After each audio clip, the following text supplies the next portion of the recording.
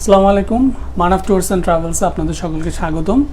আজকে আমি আছি ফরহাদ আপনাদের সাথে দুইটি ভেরি ইম্পর্ট্যান্ট আপডেট নিয়ে।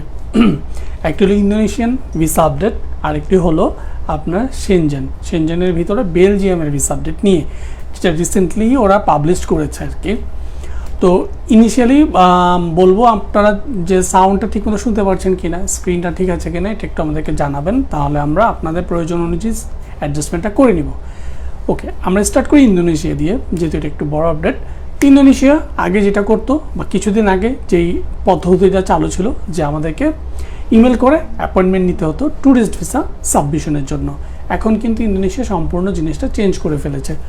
গত 1 সেপ্টেম্বর থেকে ইন্দোনেশিয়া যেটা করছে, আপনাকে ওয়াক ইন ফাইল সাবমিশনের জন্য যেতে হবে, এবং ওয়াক ইন ফাইল সাবমিশনটা কিন্তু ক্লায়েন্টকে নিজেকেই যেতে হবে, এবং সেটা হলো ফার্স্ট ইন ফার্স্ট সার্ভে কিন্তু ওরা নিবে। ওরা কিন্তু খুবই লিমিটেড অ্যাপ্লিকেশন প্রত্যেক দিন নিবে, এবং সেটা কিন্তু প্রতি রবিবার থেকে বৃহস্পতিবার সকাল 9টা থেকে 12টা পর্যন্ত।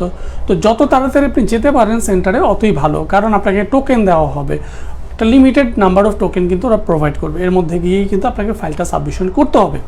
আর একটু বলে দিই, ট্যুরিস্ট ভিসা বাইরে যারা অন্যান্য সার্ভিসের জন্য অ্যাপ্লিকেশন করবেন তাদের ক্ষেত্রে কিন্তু আগের পদ্ধতি চালু আছে, মানে আপনাকে কিন্তু ইমেল করে অ্যাপয়েন্টমেন্ট নিয়ে যেতে হবে।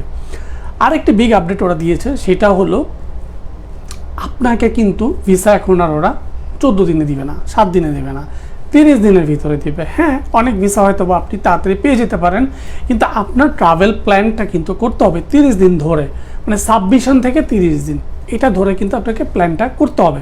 এটা হলো ইন্দোনেশিয়া ভিসার জন্য আপনার পদ্ধতি। আর ইন্দোনেশিয়া ভিসার আপনার প্রসেসিং ফিটা তো ভিসা ফিটা তো আপনারা জানেন 8,000 টাকা, সেটা আপনার একটা অ্যাডাল্টের জন্য 8,000 টাকা, চাইল্ডদের জন্য সেম ফি রয়েছে।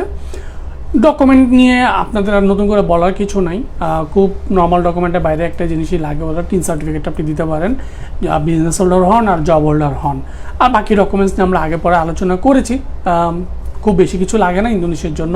একটি proper itinerary, proper cover letter, এবং আপনার কিন্তু পাসপোর্ট, ন্যাশনাল আইডি কার্ড, আপনি ম্যারিড হলে ম্যারেজ সার্টিফিকেট, বাচ্চা থাকলে বার্থ সার্টিফিকেট, আপনার প্রফেশন প্রুফ, সেটা বিজনেস হতে পারে, জব হতে পারে, আপনি এগুলো প্রুফ করলে কিন্তু easily Indonesia visa Manaf tours and ট্রাভেলসের মাধ্যমে আপনি করতে পারেন। মানাফ ট্যুরস অ্যান্ড ট্রাভেলস কিন্তু আপনার বাসার খুবই কাছে। আমরা কিন্তু Uttar Badda BTA premier plaza level 3 23 এতে আমাদের হটলাইন নাম্বারগুলো কিন্তু রয়েছে 01617967926, 032417146, 01914386916। আপনি কিন্তু এই নাম্বারগুলো যোগাযোগ করলে আমাদেরকে 24/7 পাচ্ছেন। পাশাপাশি আমাদের অফিস প্রতি শনিবার থেকে বৃহস্পতিবার সকাল 10টা থেকে সন্ধ্যা 6টা পর্যন্ত কিন্তু আপনাদের সেবায় নিয়োজিত থাকছে। এখন আমি আসি সেনজেন নিয়ে। সেনজেন বেলজিয়ামের একটা নতুন আপডেট এসেছে 15 সেপ্টেম্বর। 15 সেপ্টেম্বর থেকে সুইডেন VFS বেলজিয়ামের ফাইল আর অ্যাকসেপ্ট করছে না। যারা 14 তারিখ পর্যন্ত অ্যাপয়েন্টমেন্ট নেওয়া বা সাবমিট করতে যাচ্ছেন, অ্যাপয়েন্টমেন্ট এখন লাগে না, ওয়াক ইন যাচ্ছেন, সাবমিট করে নিতে পারছেন, যাদের এই সাবমিশনটা করতে চাচ্ছেন 14 সেপ্টেম্বরের মধ্যে করতে পারেন VFS সুইডেনের মাধ্যমে। 15 সেপ্টেম্বর থেকে কিন্তু বেলজিয়ামের ফাইল VFS সুইডেনরা অ্যাকসেপ্ট করবে না। নতুন সিস্টেমে বেলজিয়ান অথরিটিস কিন্তু সাবমিশনটা নিবে, সেটা এখনও পর্যন্ত প্রপারলি অ্যানাউন্সড না বা প্রপারলি ডিক্লেয়ার্ড না। এটা ডিক্লেয়ার্ড হয়ে গেলে আমরা বেলজিয়ামের ফাইলটা কীভাবে সাবমিশন করতে হয় সেটা আপনাদের সামনে তুলে ধরবো। তো আজকে এই দুটা খুবই ইম্পর্ট্যান্ট আপডেট আপনাদের জন্য নিয়ে আসলাম। এরপরে পরবর্তীতে আরও ভিডিওস হবে, নতুন নতুন আপডেট আপনারা জানতে পারবেন।